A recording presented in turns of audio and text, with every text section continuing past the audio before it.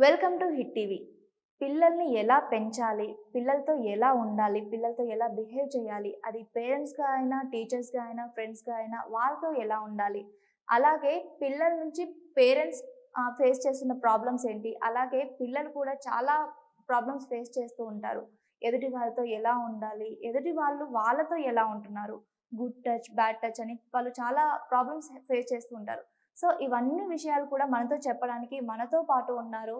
Life skills mentoring academy director doctor Mrudula Kapila గారు. వారిని అడిగి తెలుసుకుందాం.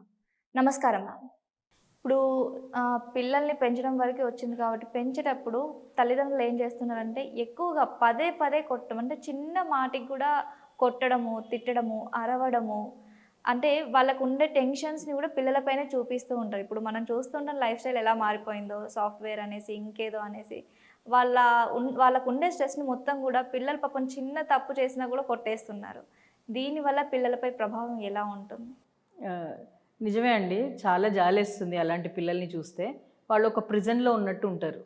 ఇప్పుడు ఫ్యా ఫ్యామిలీలో అంటే ఇప్పుడు మ్యారేజ్‌లో ఒకరికొకరు సరిపోలేదు, పడలేదు అంటే ఇద్దరికీ ఒక ఐడియా ఉంటుంది. నేను వదిలేసి వెళ్ళిపోతాను వీళ్ళని అని. పిల్లలకి మాత్రం ఆ ఐడియాకి ఛాన్స్ కూడా లేదు. పేరెంట్స్‌ని వదిలి ఎక్కడికెళ్తారు? పిల్ ఎలా అయితే మనము ఒకరు మనతోటి బ్యాడ్‌గా బిహేవ్ చేసినప్పుడు రియాక్ట్ అవుతామో, పిల్లల విషయంలో కూడా అంతే అన్నది అవగాహన పేరెంట్స్‌కి ఉండాలి. As an adult you should be more conscious. పిల్లలకి తెలియకపోవచ్చు. బట్ మీరు అడల్ట్స్ కదా! మీకు తెలియాలి. ఎవరు ఎలా రియాక్ట్ అవుతారు? ఫ్యామిలీలో ప్రాబ్లమ్ అనుకోండి పిల్లల మీద చూపిస్తారు. ఆఫీస్‌లో ప్రాబ్లమ్ బాస్ సరిగ్గా వినలేదు అది తీసుకొచ్చి పిల్లలు. వచ్చే దారిలో ఏమన్నా ఇరిటేషన్ వచ్చింది అది కూడా పిల్లలు. అన్నిటికీ పిల్లలే టార్గెట్ అన్నప్పుడు వాళ్ళు just because they are not able to back answer. Back answer అంటే బ్యాడ్ బిహేవియర్ కాబట్టి.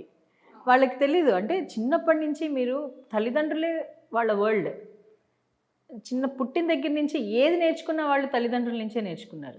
నేర్చుకుని బయటికొచ్చిన తర్వాత వరల్డ్ గురించి తెలుసుకున్నారు. కానీ వాళ్ళకి ఫస్ట్ గురువు తల్లిదండ్రులే.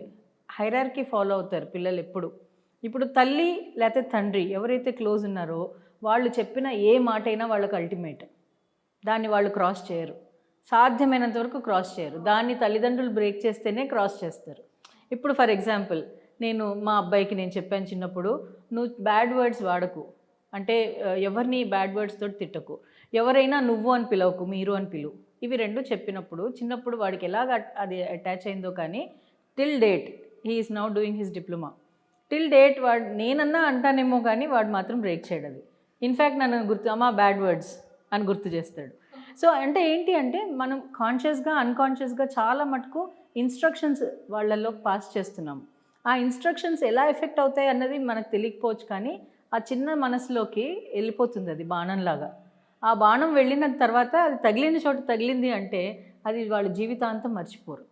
సో వెళ్ళేటప్పుడు ఆ వెళ్ళే ఇన్‌స్ట్రక్షన్స్ అన్నీ మనం యాస్ మచ్ యాస్ పాజిటివ్‌గా పంపించామనుకో as much as possible.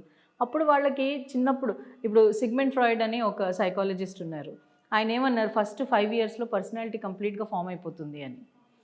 First 5 years స్కూలింగ్‌లో వేయరు కూడా. యాక్చువల్‌గా ఇప్పుడు ప్రీ ప్రైమరీ, నర్సరీ అవన్నీ వచ్చాయి కానీ, ఒకప్పుడు ఫస్ట్ క్లాస్ అంటే 5 ఇయర్స్ దాటాలి. 5 ఇయర్స్ దాటాకనే వస్తారు. సో, అప్పుడేమవుతుంది అంటే వీళ్ళకి ఈ పర్సనాలిటీ ఫార్మేషన్ అనేది పేరెంట్స్ తోటే వస్తుంది. ఫస్ట్ థింగ్ ఏమవుతుంది అంటే ఇప్పుడు మన జీన్స్‌లో, మన మ్యుటేషన్స్‌లో దగ్గర నుంచి తీసుకుంటే everything has influence on children. Nurture and nature. Hereditary and environment ఇవన్నిటికీ ఎఫెక్ట్ ఉందన్నమాట. సో ఇవన్నీ టేమ్ చేసుకుంటూ పిల్లల్ని పెంచాలి. వాళ్ళందరినీ ఒక ట్రాక్‌లోకి తీసుకురావాలి. అంటే ఇవి నేను విడివిడిగా చెప్తుంటే మీకు చాలా ఇంతుందా అని అనిపిస్తుందేమో కానీ డే టు డే లైఫ్‌లో ఇది చాలా simple. We are leading it anyways. ఒకటి I will appeal to all parents is కాన్షియస్‌గా ఉండాలి. పిల్లలు మిమ్మల్ని వింటున్నారు, చూస్తున్నారు, అబ్జర్వ్ చేస్తున్నారు, ఫీల్ చేస్తున్నారు. సో ఇవన్నిటిని మీరు కాన్షియస్‌గా పెట్టుకుని వాళ్ళని నార్మల్‌గా పెంచండి. అతిగా గారాబం చేయొద్దు. అలా అని మరీ క్రమశిక్షణలో పెంచొద్దు. ఇన్‌స్ట్రక్షన్స్ మనం సోషల్‌గా చూడాలి వాళ్ళని. అంటే ఇప్పుడు ఒకవేళ మా అబ్బాయి నన్ను సేమ్ థింగ్ అంటే నేను అది తట్టుకోగలనా లేదా? అది నేను అనగలగాలి. అప్పుడేంటి అంటే ఇప్పుడు treat your neighbour the way you should be treated అంటారు కదా! అలాగా you should treat other person if I tell the same can I take it? నేను యాక్సెప్ట్ చేయగలనా అది? అట్లీస్ట్ అంతవరకు మనం ఆలోచించగలిగితే వీఆర్ వెరీ వెరీ లిబరల్. ఆ విధంగా మనం ఆలోచించగలిగితే. ఇప్పుడు పిల్లల్ని ఇంట్లో మనం పెంచడం వల్ల, ఇంట్లో ఇలా కొట్టడం, తిట్టడం, అరవడం ఇలా చేయడం వల్ల స్కూల్ లైఫ్ పైన, స్కూల్కి వెళ్ళాక వాళ్ళ మెంటాలిటీ ఎలా ఉంటుంది? చాలా ఎఫెక్ట్ ఉంటుందండి. యూజువల్గా బుల్లీస్ అంటారు కదా, వీళ్ళందరూ ఇదే కేటగిరీ నుంచి వస్తారు. They have been bullied, so they bully others.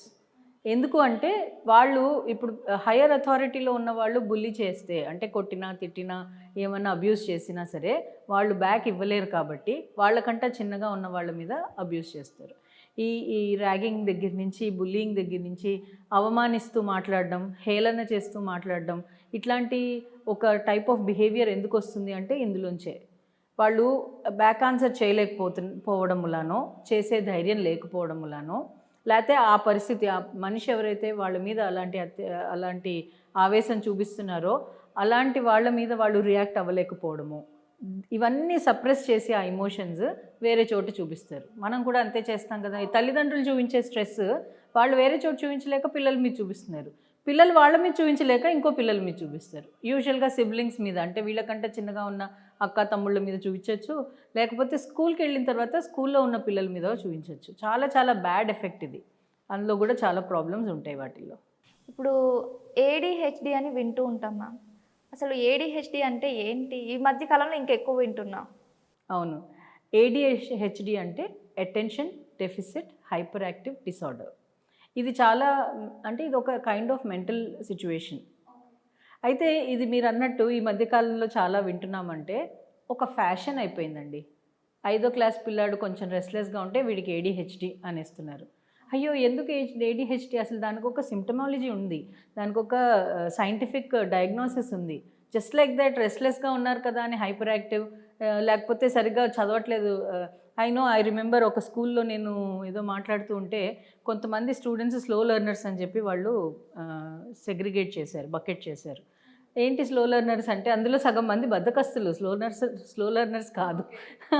అంటే టీచర్కి విత్ డ్యూ రెస్పెక్ట్ అండి, కొంతమంది టీచర్స్కి అవగాహన ఉంది, కొంతమంది టీచర్స్కి అవగాహన లేదు. కానీ వాళ్ళు అలాంటి జార్గన్స్ యూజ్ చేయకపోతే వాళ్ళు ఉన్న పొజిషన్లో వాళ్ళు ఉండలేకపోతారేమో అన్న ఫీలింగ్ తోటి కొంతమంది కొన్ని పదాలు వాడుతూ ఉంటారు విచ్చలవిడిగా. సో యాక్చువల్గా అది చాలా చాలా ఎఫెక్ట్ పడుతుంది పిల్లల మీద.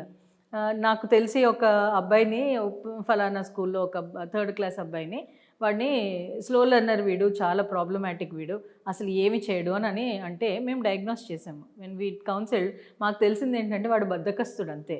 ఆ టీచర్ ఫస్ట్ స్లో లెర్నర్ అంది, తర్వాత వాడికి విజువల్ ఇంపైర్డ్ అంది, అంటే బోర్డు సరిగ్గా కనిపించట్లేదేమో అందుకని రాయట్లేదేమో. బోర్డు మీద రాసింది ఆ అబ్బాయి నోట్బుక్లో ఎక్కించుకోవట్లేదు, బద్ధకం అంతే, ఓన్లీ బద్ధకం, అందులో ఇంకేం లేదు. అయితే ఇది మాకు తెలియడానికి బికాజ్ మేము డయాగ్నోస్ చేయగలిగాం కాబట్టి, మాకు సిమ్టమాలజీ తెలుసు కాబట్టి మేము చేయగలిగాం. కానీ ఆ టీచర్కి అంత అవగాహన లేదు కదా. మరి ఆమె కూడా ప్రెషర్లో ఉంటుంది. మేనేజ్మెంట్ అడుగుతుంది, నువ్వేం చేస్తున్నావు, రిజల్ట్ ఏది, కనిపించట్లేదు నాకు రిజల్ట్.